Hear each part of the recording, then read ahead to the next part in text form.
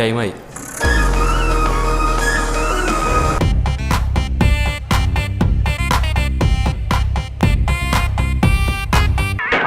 പറ്റിച്ചല്ലോ നമ്മളെ ബാലകൃഷ്ണനല്ലേ.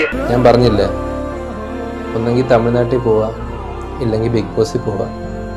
നാട്ടിൽ നിന്ന് ഒരിക്കലും പെണ്ണ് കിട്ടുമെന്ന് തോന്നുന്നില്ല. വേണ്ട, ഇനിയും നിന്റെ ഈ അഭിനയം എന്നോട് വേണ്ട. നിന്നെ ഞാൻ ശരിക്കും മനസ്സിലാക്കി. സോറിയുടെ മുത്ത, ഞാനും ഷായനായും ഫസ്റ്റ് മുതൽ ഇഷ്ടത്തിലായിരുന്നു. ആരുടെ അടുത്തും അങ്ങോട്ട് പറയാൻ പറ്റിയില്ല. Finally your boys getting non sigma. Singles all Kerala singles അസോസിയേഷനിൽ നിന്ന് 1.5 വർഷം മുന്നേ രാജിവെച്ചിരുന്നു പറഞ്ഞു.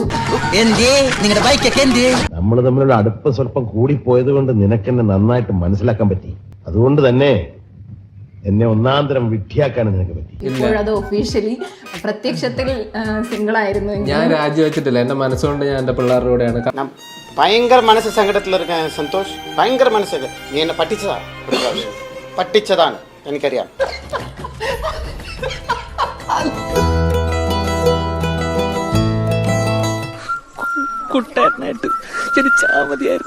ഇപ്പൊ ഈശ്വരവും കൂടെ தான்.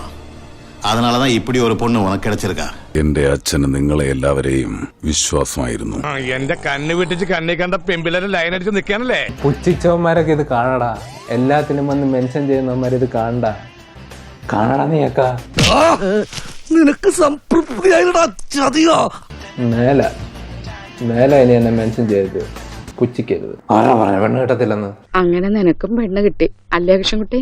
നമ്മളൊരു 1 എത്ര വർഷമായിട്ട് അറിയാം? ഒരു 1.5 വർഷം. കഴിഞ്ഞ കൊല്ലം ഉത്സവത്തിനവൻ വന്നിരുന്നു. എന്താണ് ഭാവി പരിപാടികളൊക്കെ? ഭാവി പരിപാടി കുറച്ചുണ്ട്. അവൻ അറിയാതെ തന്നെ അവളെ ഇഷ്ടപ്പെട്ടു. വിശ്വാസമില്ല അല്ലേ? കാണണം. മധു, ഹായ്. ഏയ് ശാന്തി, നീ എന്താ ഇവിടെ നിൽക്കുന്നേ? ഗീത അവിടെ റെഡിയാവുക, അങ്ങോട്ട് ചെല്ല്.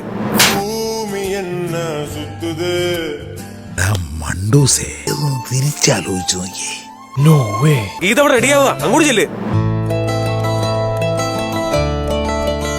ഓ, നീ വല്ലാണ്ട് വളർന്നമല്ലേ. എനിക്കും ഒരാളുണ്ട്, എവൾക്കും ഒരാളുണ്ട്. ആ ഇവളാളെ പറ്റി ഞാൻ ഒന്നും പറയില്ല, നിങ്ങൾ എന്തെങ്കിലുമൊക്കെ അറിയും. ഞാനായിട്ട് പറയുന്നില്ല. അപ്പൊ പുരിയില്ല, ഇപ്പൊ പുരിയത്. ഓ ക്ഷമിക്കണം, ഞാൻ സിംഗിളാന്നും പറഞ്ഞ് കരഞ്ഞിട്ടുണ്ടെങ്കിൽ. പൊറുക്കാനോ? ഇവനോട് ഞാൻ പൊറുത്താൽ ദൈവം എന്നെ ശിക്ഷിക്കും.